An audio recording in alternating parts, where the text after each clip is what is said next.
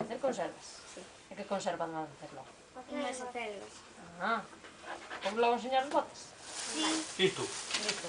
Muy bien. Venga, chao. Estos son os botes que os enseño, que son pan básico. Hai este máis pequeniño, que leva 2,50 €, este 3,35 €, e depois están este leva 3,70 €, este 4,45 €. Este leva 7,50 €. Canto costa? Este bote? Bueno, pois este bote vale 35 céntimos xa con tapa.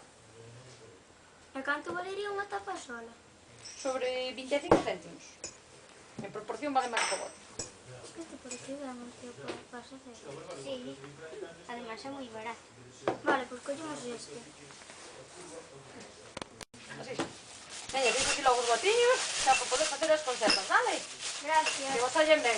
E logo esta queixiña logo, vale? Para que metedes aí as acelgas. Moitas gracias. E esa notiña para o colegio, vale? Gracias. Venga logo. Venga, chao. Chao. Chao.